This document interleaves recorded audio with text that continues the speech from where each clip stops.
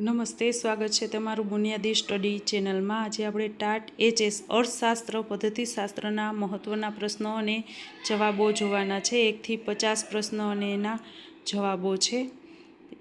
તો એમાં હવે આપણે શરૂ કરીએ।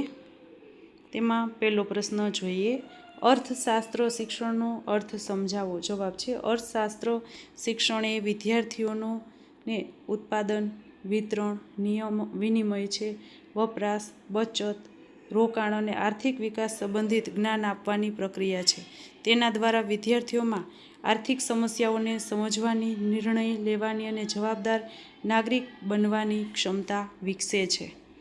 ત્યાર પછી બીજો પ્રશ્ન છે, અર્થશાસ્ત્ર શિક્ષણના મુખ્ય ઉદ્દેશો જણાવો। જવાબ જોઈએ તો આર્થિક જ્ઞાન અને સમજ વિકસાવવી, દૈનિક જીવનની આર્થિક સમસ્યાઓ ઉકેલવાની ક્ષમતા કેળવવી, ત્યાર પછી બચત અને રોકાણની આદત વિકસાવવી, ત્યાર પછી રાષ્ટ્રીય અને વૈશ્વિક અર્થતંત્ર અંગે જાગૃતિ લાવવી, ત્યાર પછી તાર્કિક અને વિશ્લેષણાત્મક વિચારશક્તિ વિકસાવવી, ત્યાર પછી જવાબદાર ઉપભોક્તા અને નાગરિક બનાવવો। ત્રીજો પ્રશ્ન છે, અર્થશાસ્ત્ર શિક્ષણના મહત્ત્વની ચર્ચા કરો। જવાબ જોઈએ તો મર્યાદિત સાધનોનો યોગ્ય ઉપયોગ શીખવે છે, વ્યક્તિગત નાણાકીય આયોજનમાં મદદરૂપ બને છે, ત્યાર પછી બેરોજગારી, મોંઘવારી અને ગરીબી જેવી સમસ્યાઓ સમજવામાં સહાય કરે છે, ત્યાર પછી રાષ્ટ્રીય વિકાસમાં નાગરિકોની ભાગીદારી વધે છે, ત્યાર પછી વૈશ્વિક આર્થિક ઘટનાઓને સમજવામાં મદદ કરે છે। ત્યાર પછી ચોથો પ્રશ્ન જોઈએ, અર્થશાસ્ત્ર શિક્ષણની વ્યાખ્યા આપો। એમાં જોઈએ તો અર્થશાસ્ત્ર શિક્ષણ એ વિદ્યાર્થીઓને આર્થિક સિદ્ધાંતો, ખ્યાલો અને વ્યવહારિક જીવનમાં તેમના ઉપયોગ વિશે જ્ઞાન, કૌશલ્ય અને અભિગમ વિકસાવવાની પ્રક્રિયા છે। પાંચમો પ્રશ્ન છે, અર્થશાસ્ત્ર શિક્ષણ માટે વ્યાખ્યાન પદ્ધતિ સમજાવો। જવાબ જોઈએ તો વ્યાખ્યાન પદ્ધતિમાં શિક્ષક વિષયનું મૌખિક રીતે ક્રમબદ્ધ અને સરળ રજૂઆત કરે છે। ત્યાર પછી એના ગુણો જોઈએ તો ઓછા સમયમાં વધુ માહિતી આપી શકાય છે, મોટા વર્ગ માટે ઉપયોગી છે, જટિલ ખ્યાલો સરળતાથી સમજાવી શકાય છે। ત્યાર પછી હવે આપણે મર્યાદાઓ જોઈએ તો વિદ્યાર્થીઓની સક્રિય ભાગીદારી ઓછી રહે અને વ્યક્તિગત તફાવતોનું ધ્યાન રાખવું મુશ્કેલ બને। ત્યાર પછી જોઈએ તો ચર્ચા પદ્ધતિ શું છે। જવાબ, ચર્ચા પદ્ધતિમાં શિક્ષક અને વિદ્યાર્થીઓ વચ્ચે વિચારોનું આદાન પ્રદાન થાય છે। એમાં લાભો જોઈએ તો વિચારશક્તિ વિકસે છે, વિદ્યાર્થીઓમાં આત્મવિશ્વાસ વધે છે, વિષયની ઊંડી સમજ પ્રાપ્ત થાય છે। સાતમો પ્રશ્ન છે, પ્રોજેક્ટ પદ્ધતિ સમજાવો। તેમાં જવાબ જોઈએ, પ્રોજેક્ટ પદ્ધતિમાં વિદ્યાર્થીઓને વાસ્તવિક જીવન સાથે જોડાયેલા આર્થિક કાર્યો આપવામાં આવે છે। ઉદાહરણ તરીકે પરિવારના માસિક ખર્ચનું સર્વેક્ષણ કરવું। લાભો છે, સ્વ અધ્યયન પ્રોત્સાહિત થાય છે, વ્યવહારિક અનુભવ મળે છે, સમસ્યા ઉકેલવાની ક્ષમતા વિકસે છે। આઠમો પ્રશ્ન છે, સમસ્યા નિરાકરણ પદ્ધતિ શું છે। જવાબ જોઈએ, વિદ્યાર્થીઓને કોઈ આર્થિક સમસ્યા આપી તેના ઉકેલ માટે માહિતી એકત્રિત કરાવી અને નિષ્કર્ષ પર પહોંચાડવાની પદ્ધતિને સમસ્યા નિરાકરણ પદ્ધતિ કહે છે। ઉદાહરણ જોઈએ તો મોંઘવારીના કારણો અને તેના ઉપાયો શોધવા। ત્યાર પછી નવમો પ્રશ્ન છે, અર્થશાસ્ત્ર શિક્ષણમાં સર્વેક્ષણ પદ્ધતિનું મહત્વ। નવમો પ્રશ્ન છે, અર્થશાસ્ત્ર શિક્ષણમાં સર્વે પદ્ધતિનું મહત્વ જણાવો। એમાં જવાબ જોઈએ, વાસ્તવિક માહિતી મળે છે, સ્થાનિક આર્થિક સમસ્યાઓ સમજાય છે, સંશોધન કૌશલ્ય વિકસે છે, વિદ્યાર્થીઓમાં અવલોકન શક્તિ વધે છે। 10મો પ્રશ્ન છે, અર્થશાસ્ત્ર શિક્ષણમાં ક્ષેત્ર ભ્રમણનું મહત્વ સમજાવો। એમાં જવાબ જોઈએ તો ઉદ્યોગો, બેન્કો અને બજારોને પ્રત્યક્ષ અનુભવ મળે છે, સિદ્ધાંત અને વ્યવહાર વચ્ચેનો સંબંધ સમજાય છે, શીખવાની પ્રક્રિયા રસપ્રદ બને છે। ત્યાર પછી 11મો પ્રશ્ન છે, અર્થશાસ્ત્ર શિક્ષણમાં દ્રશ્ય શ્રાવ્ય સાધનોનું મહત્વ જણાવો। જવાબ છે, ચાર્ટ, ગ્રાફ, નકશા અને વિડીયો દ્વારા વિષય સરળ બને છે, વિદ્યાર્થીઓનો રસ વધે છે, લાંબા સમય સુધી જ્ઞાન યાદ રહે છે। ત્યાર પછી 12મો પ્રશ્ન છે, અર્થશાસ્ત્ર શિક્ષણમાં ગ્રાફનું મહત્ત્વ સમજાવો. જવાબ છે માંગ અને પુરવઠાના સંબંધને સ્પષ્ટ કરે છે. આંકડાઓનું સરળ વિશ્લેષણ શક્ય બને છે અને જટિલ માહિતીને સરળ બનાવે છે. ત્યાર પછી 13મો પ્રશ્ન છે અર્થશાસ્ત્ર શિક્ષણમાં આઈસીટીનો ઉપયોગ સમજાવો. જવાબ છે પ્રેઝન્ટેશન, સ્માર્ટ બોર્ડ અને ઇન્ટરનેટનો ઉપયોગ કરી શકાય. તાજા આર્થિક આંકડાઓ મેળવી શકાય. શિક્ષણ વધુ અસરકારક બને છે. ત્યાર પછી 14મો પ્રશ્ન છે અર્થશાસ્ત્ર શિક્ષણમાં મૂલ્યાંકનનું મહત્ત્વ સમજાવો. જવાબ જોઈએ વિદ્યાર્થીઓની પ્રગતિ જાણી શકાય. શિક્ષણ પ્રક્રિયાની અસરકારકતા માપી શકાય. સુધારણા માટે માર્ગદર્શન મળે. ત્યાર પછી 15મો પ્રશ્ન જોઈએ તો રચનાત્મક અને સમાપન મૂલ્યાંકન વચ્ચેનો તફાવત આપો. એમાં જોઈએ મુદ્દો રચનાત્મક મૂલ્યાંકન, સમાપન મૂલ્યાંકન, સમય, શિક્ષણ દરમિયાન, શિક્ષણના અંતે, હેતુ, સુધારણા કરવી. ત્યાર પછી સિદ્ધિ માપવી, સ્વરૂપ, સતત, અંતિમ, ઉદાહરણ, ક્વિઝ, અસાઇનમેન્ટ અને વાર્ષિક પરીક્ષા. ત્યાર પછી 16મો પ્રશ્ન છે અર્થશાસ્ત્રના શિક્ષકના ગુણો જણાવો. જવાબ જોઈએ વિષયનું ઊંડું જ્ઞાન, તાજી આર્થિક માહિતીની જાણકારી, અસરકારક સંવાદ કૌશલ્ય, નિષ્પક્ષ અભિગમ, ટેકનોલોજીનો ઉપયોગ કરવાની ક્ષમતા. 17મો પ્રશ્ન છે અર્થશાસ્ત્ર શિક્ષણમાં બ્લૂમના વર્ગીકરણનો ઉપયોગ સમજાવો. જવાબ જોઈએ બ્લૂમના વર્ગીકરણ અનુસાર જ્ઞાન, સમજ, ઉપયોગ, વિશ્લેષણ, સંશ્લેષણ અને મૂલ્યાંકન જેવા સ્તરોને ધ્યાનમાં રાખીને પ્રશ્નો તૈયાર કરવામાં આવે છે. 18મો પ્રશ્ન છે અર્થશાસ્ત્ર શિક્ષણમાં એકમ આયોજન શું છે? જવાબ છે કોઈ એક વિષય વસ્તુને ઉદ્દેશો, પદ્ધતિઓ, શિક્ષણ સહાયકો અને મૂલ્યાંકન સાથે આયોજનબદ્ધ રીતે રજૂ કરવાની પ્રક્રિયાને એકમ આયોજન કહે છે. ત્યાર પછી 19મો પ્રશ્ન છે પાઠ આયોજનના મુખ્ય ઘટકો સમજાવો. જવાબ જોઈએ સામાન્ય ઉદ્દેશો, વિશિષ્ટ ઉદ્દેશો, પૂર્વ જ્ઞાન, શિક્ષણ સામગ્રી, શિક્ષણ પદ્ધતિ, શિક્ષણ સહાયકો, મૂલ્યાંકન, ગૃહ કાર્ય, આ બધા છે. ત્યાર પછી 20મો પ્રશ્ન છે અર્થશાસ્ત્ર શિક્ષણમાં પ્રયોગાત્મક અભિગમનું મહત્ત્વ સમજાવો. જવાબ છે બજાર સર્વે, ઘર ખર્ચ વિશ્લેષણ, બેંક મુલાકાત અને આંકડાકીય માહિતીના અભ્યાસ દ્વારા વિદ્યાર્થીઓને પ્રયોગાત્મક અનુભવ મળે છે. આ અભિગમથી વિષય વધુ રસપ્રદ અને જીવનોપયોગી બને છે.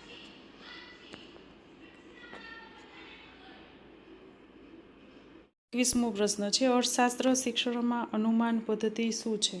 જવાબ જોઈએ અનુમાન પદ્ધતિમાં વિદ્યાર્થીઓ પોતાના પૂર્વજ્ઞાન, અવલોકન અને અનુભવોના આધારે આર્થિક સિદ્ધાંતો વિશે અનુમાન કરે છે. શિક્ષક વિદ્યાર્થીઓને યોગ્ય દિશામાં માર્ગદર્શન આપી સાચા નિષ્કર્ષ સુધી પહોંચાડે છે.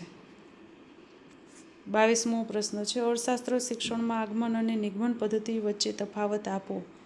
એમાં જોઈએ તો મુદ્દો આગમન પદ્ધતિ, નિગમન પદ્ધતિ, અર્થ, વિશિષ્ટમાંથી સામાન્ય તરફ, સામાન્યમાંથી વિશિષ્ટ તરફ, શરૂઆત. ત્યાર પછી ઉદાહરણો, નિયમોથી, વિદ્યાર્થીની ભૂમિકા, સક્રિય, પ્રમાણમાં નિષ્ક્રિય, ઉપયોગ, નવા સિદ્ધાંતો શીખવવા અને સિદ્ધાંતોનો ઉપયોગ સમજાવો. ત્યાર પછી 23મો છે અર્થશાસ્ત્ર શિક્ષણમાં આગમન પદ્ધતિના ગુણો જણાવો. એમાં જવાબ જોઈએ તો વિદ્યાર્થીઓમાં સ્વ-અધ્યયનની ભાવના વિકસે છે, તાર્કિક વિચારશક્તિનો વિકાસ થાય છે, વિષયનું જ્ઞાન લાંબા સમય સુધી યાદ રહે છે, વિદ્યાર્થીઓ સક્રિય બને છે. ત્યાર પછી 24મો પ્રશ્ન જોઈએ તો નિગમન પદ્ધતિની મર્યાદાઓ જણાવો. જવાબ છે વિદ્યાર્થીઓની સક્રિયતા ઓછી રહે છે, વિષય કંટાળાજનક બની શકે છે, રટણ વૃત્તિને પ્રોત્સાહન મળે છે, વ્યક્તિગત તફાવતોનું ધ્યાન રાખવું મુશ્કેલ બને છે. ત્યાર પછી 25મો પ્રશ્ન જોઈએ તો અર્થશાસ્ત્ર શિક્ષણમાં પ્રશ્નોત્તર પદ્ધતિ સમજાવો. જવાબ જોઈએ પ્રશ્નોત્તર પદ્ધતિમાં શિક્ષક પ્રશ્નો પૂછીને વિદ્યાર્થીઓના પૂર્વજ્ઞાનને જાગૃત કરે છે અને તેમને વિચારવા પ્રેરિત કરે છે. મહત્ત્વ જોઈએ વિદ્યાર્થીઓની સક્રિય ભાગીદારી વધે છે, ધ્યાન કેન્દ્રિત રહે છે, વિષયની સમજ વધુ સ્પષ્ટ બને છે. ત્યાર પછી 26મો પ્રશ્ન છે અર્થશાસ્ત્ર શિક્ષણમાં સ્વાધ્યાય પદ્ધતિ શું છે? જવાબ જોઈએ વિદ્યાર્થીઓને શિક્ષકના માર્ગદર્શન હેઠળ સ્વતંત્ર રીતે અભ્યાસ કરવાની તક આપવામાં આવે તેને સ્વાધ્યાય પદ્ધતિ કહે છે.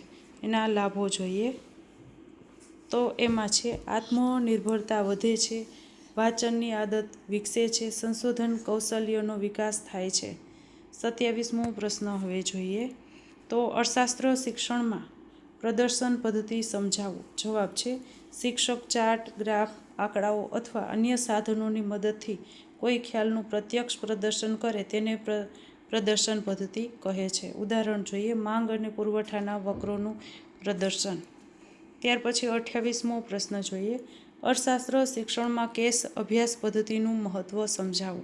જવાબ છે વાસ્તવિક આર્થિક પરિસ્થિતિઓ સમજવામાં મદદ મળે છે, સમસ્યા ઉકેલવાની ક્ષમતા વિકસે છે, વિશ્લેષણાત્મક વિચારશક્તિનો વિકાસ થાય છે.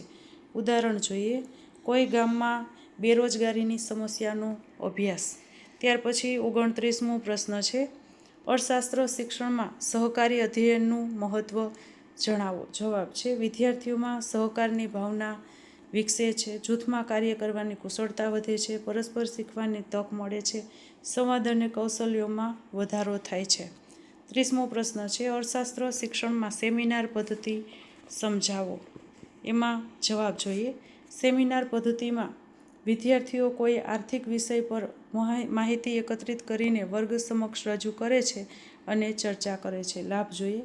આત્મવિશ્વાસ વધે છે, સંશોધન કૌશલ્ય વિકસે છે, રજૂઆત કરવાની ક્ષમતા વધે છે.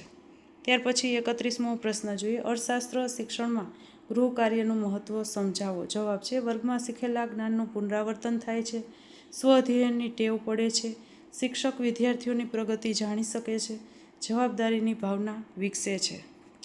ત્યાર પછી 32મો પ્રશ્ન છે. અર્થશાસ્ત્ર શિક્ષણમાં પાઠ્યપુસ્તકનું મહત્ત્વ જણાવો. જવાબ છે વિષય વસ્તુ વ્યવસ્થિત રીતે મળે છે, સ્વ અભ્યાસમાં મદદરૂપ બને છે, અભ્યાસક્રમ અનુસાર જ્ઞાન પ્રાપ્ત થાય છે, પુનરાવર્તન માટે ઉપયોગી બને છે. ત્યાર પછી 33મો પ્રશ્ન છે. અર્થશાસ્ત્ર શિક્ષણમાં સંદર્ભ પુસ્તકોનું મહત્ત્વ સમજાવો. જવાબ છે વિષયનું વિસ્તૃત જ્ઞાન મળે છે, સંશોધન માટે ઉપયોગી બને છે. ત્યાર પછી નવીન માહિતી પ્રાપ્ત થાય છે, વિવિધ દ્રષ્ટિકોણ સમજવામાં મદદ મળે છે. ત્યાર પછી 34મો પ્રશ્ન જોઈએ. અર્થશાસ્ત્ર શિક્ષણમાં ચાર્ટ અને ગ્રાફના ઉપયોગો જણાવો. જવાબ જોઈએ. આંકડાઓનું દ્રશ્યાત્મક પ્રસ્તુતિકરણ થાય છે, જટિલ માહિતી સરળ બને છે, તુલનાત્મક અભ્યાસ સરળ બને છે, વિદ્યાર્થીઓમાં રસ જાગે છે. ત્યાર પછી 35મો પ્રશ્ન છે. અર્થશાસ્ત્ર શિક્ષણમાં શૈક્ષણિક પ્રવાસનું મહત્ત્વ સમજાવો. જવાબ છે વાસ્તવિક અનુભવ મળે છે, શીખવાની પ્રક્રિયા જીવંત બને છે, સિદ્ધાંત અને વ્યવહારનો સંબંધ સમજાય છે. ઉદાહરણ જોઈએ તો બેંક, ઉદ્યોગ, બજાર અથવા સહકારી મંડળીની મુલાકાત. ત્યાર પછી 36મો પ્રશ્ન જોઈએ. અર્થશાસ્ત્ર શિક્ષણમાં નિદાનાત્મક મૂલ્યાંકન શું છે? તો જવાબમાં જોઈએ વિદ્યાર્થીઓની શૈક્ષણિક મુશ્કેલીઓ અને ખામીઓ શોધવા માટે કરવામાં આવતા મૂલ્યાંકનને નિદાનાત્મક મૂલ્યાંકન કહે છે. 37મો પ્રશ્ન છે. ઉપચારાત્મક શિક્ષણ શું છે? તો એમાં જવાબ જોઈએ. નિદાનાત્મક મૂલ્યાંકન દ્વારા શોધાયેલી ખામીઓને દૂર કરવા માટે આપવામાં આવતા વિશેષ માર્ગદર્શન અને શિક્ષણને ઉપચારાત્મક શિક્ષણ કહે છે. ત્યાર પછી 38મો પ્રશ્ન છે. અર્થશાસ્ત્ર શિક્ષણમાં પ્રશ્નપત્ર નિર્માણના સિદ્ધાંતો જણાવો. જવાબ છે પ્રશ્નપત્ર અભ્યાસક્રમ આધારિત હોવો જોઈએ, વિવિધ કઠિનતા સ્તરના પ્રશ્નો હોવા જોઈએ, ઉદ્દેશોનું યોગ્ય પ્રતિનિધિત્વ થવું જોઈએ, પ્રશ્નો સ્પષ્ટ અને સરળ ભાષામાં હોવા જોઈએ, ગુણભારનું યોગ્ય વિતરણ હોવું જોઈએ. ત્યાર પછી 39મો પ્રશ્ન છે. અર્થશાસ્ત્ર શિક્ષણમાં બ્લુપ્રિન્ટનું મહત્ત્વ સમજાવો. જવાબ જોઈએ. પ્રશ્નપત્રમાં સંતુલન જળવાય છે, બધા ઉદ્દેશો અને વિષયોને યોગ્ય સ્થાન મળે છે, મૂલ્યાંકન વધુ વિશ્વસનીય બને છે, પ્રશ્નપત્ર નિર્માણ સરળ બને છે. ત્યાર પછી 40મો પ્રશ્ન છે. અર્થશાસ્ત્ર શિક્ષણમાં માઇક્રો ટીચિંગ શું છે? જવાબ જોઈએ. માઇક્રો ટીચિંગ એ શિક્ષક તાલીમની એવી પદ્ધતિ છે જેમાં મર્યાદિત સમય, મર્યાદિત વિદ્યાર્થીઓ અને ચોક્કસ શિક્ષણ કૌશલ્યો પર ધ્યાન કેન્દ્રિત કરીને શિક્ષણ આપવામાં આવે છે.